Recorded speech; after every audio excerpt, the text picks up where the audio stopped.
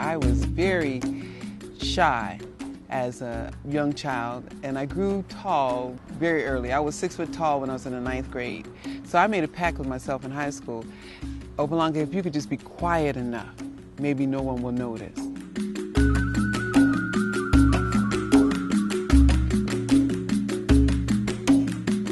I was committed to being quiet, but it wasn't until I actually went to West Africa and I schooled at the University of Lagos in Nigeria, where I could see the power of the word, the power of storytelling to teach without preaching. In my family, my older brother was a storyteller. He was the one who would keep the lively stories of what happened when we were growing up and stories of my mother and my grandmother. And my tradition in the mix was to actually keep the family pictures and the oral history. I have interviews of my Aunt Lizzie Mae, my dad and my granddad who's passed on.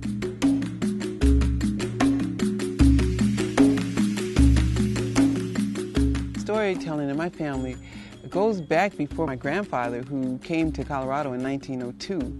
He worked on the railroad. And there are stories from my grandfather whose parents were slaves. Also the stories of sharecropping and the migration north. And I heard stories at Zion Baptist Church, and I heard stories sitting around the kitchen table.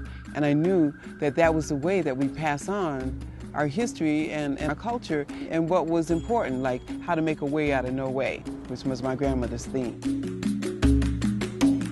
First culture I explored was my own being of African descent. You know, having the opportunity to be in West Africa and to explore Mandinka culture, the Yoruba culture, living in Nigeria for some time and then later in the Gambia. And most recently, to explore the Native American tradition. I am a pipe carrier in the Lakota Sioux tradition, and I honor the stories and the medicine ways that are represented through that tradition. And it's a very powerful way of connecting to the earth and sharing the stories of healing, of wholeness, and of being at one with all life. Well, I tell personal stories.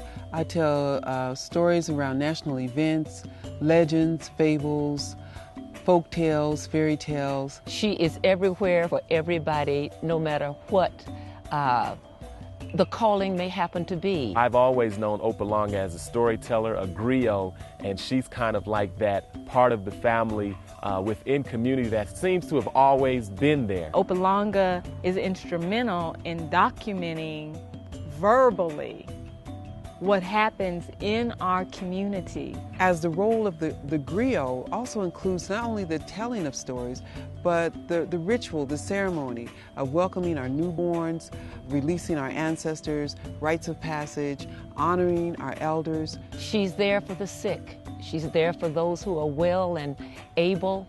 She's there for seniors. She's there for young people. Most recently, we lost a dear one in our family, a little one. And her role and her foresight in that event was special. We went through each room and sang and we prayed, and then she brought us together and we told stories about this child. The whole house was full of laughter and special memories. Any times of transition, any times that make a bridge during the life cycle is all part of my role as being a keeper of the culture, a bridge maker in the community of which I live. I really started working directly with Opalanga during the Kwanzaa celebrations in terms of bringing all segments of the community together to celebrate in a 7-day festival that highlights our creativity, our collective work and responsibility, our faith, and things of those natures. And Opalanga was instrumental in bringing those elements together. Any place where human interaction takes place is a place for storytelling. One of the reasons that I have enjoyed including Opalanga in corporate programs is that she opens up that part of thinking that helps leaders realize that there's an intuitive part. All this talk about using storytelling for team building and people coming together and let's accomplish great feats. And I really maintain that before we can do anything together, I really just have to see you as an individual, as a person. Hear your story. Feel that connection before we can build on anything. If we were to talk about organizations and the impact that she's had, we could talk about Brother Jeff's Cultural Center and Cafe being connected with the Denver Black Arts Festival. And then we could talk about programs like Success Runs in Our Race. We could talk about Sister Pride. All of these are organizations and projects that are put together in single components, but brought together with a glue, and that glue is Opalanga.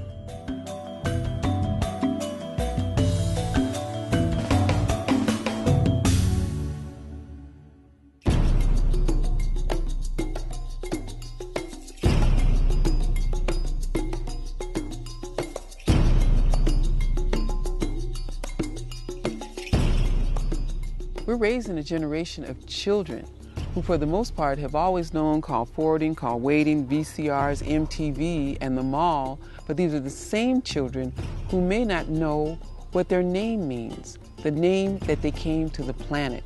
In many indigenous cultures, it's believed that a person and their name are spiritually connected. That name means the nature of. We're losing the stories of our nature. Opalanga.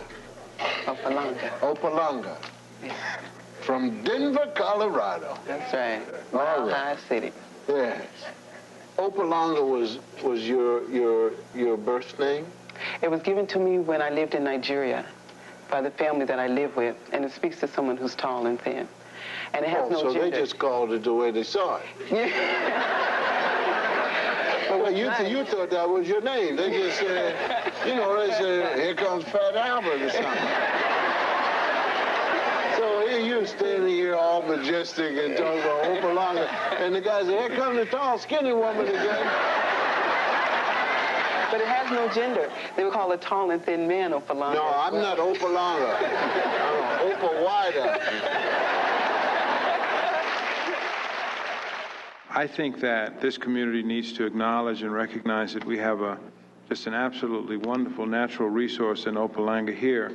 And I have introduced this resolution so that we can, in fact, acknowledge and recognize and commend her for the thousands and thousands and thousands of folks that she's inspired. Especially for young people in our community, it's important for them to feel the passion and the commitment and the love that are part of her stories. We all have stories to tell. Some of us tell them less well than others.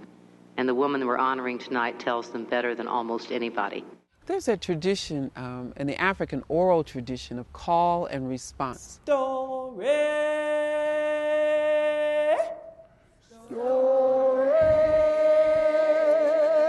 Storytelling time. It's the idea of recognizing that everyone has a story to tell. Have you heard? Have you heard? Spread the word. Spread the word. So with the children, they are usually so mesmerized. They're just sitting there staring at her, sometimes with their mouths open, but certainly with their eyes wide open, as if they were seriously listening. History. Use your imagination. Talk about your dreams. Talk about your heroes, plans, and schemes. I feel like our children are being numbed by our lectures and our sermons, and they're thirsting for profound stories. Stories of identity, to let them know who they are. Spread the word. Spread the word. Stories of teaching them new ways of being, stories of empathy, those stories of our hopes and our dreams and our woundings and our healings. Children want to be involved in the story. They want to play a role. And from their role playing, from her interaction with them, I see them coming away with a better understanding of who they are. Plans and schemes. Talk about your family, life, love. Talk about the master up above. They're listening to hear our authentic story of who we are as human beings so that they can model from an authentic base. Story calls us to be authentic. Spread the word. Have you heard? Have you heard? Spread the word. Spread the word. Spread the word. And the word is peace, love, respect for everybody.